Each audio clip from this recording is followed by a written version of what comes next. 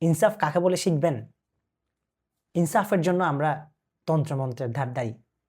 ইনসাফ তো আমাদেরকে শিখিয়েছে খোলাফায়ে রাশেদিন রাদিয়াল্লাহু তাআলা আনহুম। একটা ছোট্ট ঘটনা বলি। একবার হযরত ওমর রাদিয়াল্লাহু তাআলা আনহু তখন খলিফা। তো সে সময় একটা ঘটনা ঘটল।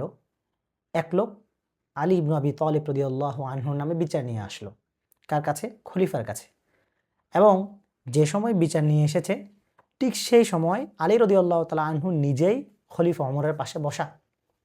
তো ওমর রাদিয়াল্লাহু তাআলা আনহু বললেন, কুম ইয়া আবুল হাসান ওয়াজলিস মা খসমিক। হে আবুল হাসান, তুমি দাঁড়াও এবং তোমার বিবাদীর সাথে বসে তুমি তোমার প্রবলেমটাকে সলভ করো। তো আরবি ভাষায় যখন কাউকে কুনিয়াত দিয়ে ডাকা হয় বা উপনাম দিয়ে যখন ডাকা হয়, সেটা মূলত তাকে সম্মান দেওয়া হয়। রাসূল আকরাম সাল্লাল্লাহু আলাইহি ওয়াসাল্লাম সাহাবা আজমাইন রাদিয়াল্লাহু তাআলা আনহুমকে সম্মান দিয়ে, আদর করে, ভালোবেসে তাদের কুনিয়াত বা উপনাম দিয়ে ডাকতেন। তো আলী রাদিয়াল্লাহু তাআলা আনহুর উপনাম ছিল তার বড় ছেলে হাসানের নামে আবুল হাসান।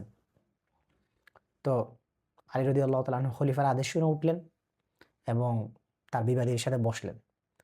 তো কিছুক্ষণ পরে যখন ফিরে এলেন, তখন ওমর রাদিয়াল্লাহু তাআলা দেখলেন তার চেহারায় রাগের ভাব, চেহারা পরিবর্তন হয়ে গেছে। তো ওমর রাদিয়াল্লাহু তাআলা আনহু চিন্তায় পড়ে গেলেন এবং তিনি বললেন যে, আপনার কি হয়েছে?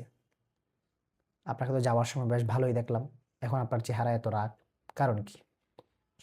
তো আলী রাদিয়াল্লাহু তাআলা আনহু বললেন, আমিরুল মুমিনিন, আপনি আমাকে কেন বললেন যে আবুল হাসান? আপনি আমাকে কেন সম্মান দিলেন? আপনার তো বলা উচিত ছিল কুম ইয়া আলী ওয়াজলিস মা খসমিক। হে আলী, তুমি যাও তোমার বিবাদীর সাথে বসো। আপনি আমাকে আবুল হাসান কেন বললেন? এই কথা শুনে হযরত ওমর রাদিয়াল্লাহু তাআলা আনহু অনেক খুশি হলেন এবং তিনি তার বসা থেকে উঠে আলী রাদিয়াল্লাহু তাআলা আনহুকে জড়িয়ে ধরলেন এবং চুমু খেলেন। চুমু খেয়ে বললেন, তোমাদের কারণেই তো ইসলাম আমাদের কাছে এসেছে। আল্লাহ তাআলা তোমাদের মাধ্যমেই তো আমাদেরকে অন্ধকার থেকে আলোতে নিয়ে এসেছেন। অর্থাৎ তিনি আহলে বাইতকে উদ্দেশ্য করে সেই কথাটা বললেন। তো এটাই হচ্ছে ইনসাফ। সাহাবা আজমাইন রাদিয়াল্লাহু তাআলা আনহুম একটা বাক্যের মধ্যে আদল, ইনসাফ খুঁজে পেয়েছেন। সেই শিক্ষাটুকু আমাদেরকে দিয়েছেন। আমরা কি সেই ন্যায়পরায়ণতা এবং ইনসাফের বার্তাটা পাই? নিয়ে আমরা সাহাবায়ে কেরামের জীবন থেকে? চিন্তার বিষয়।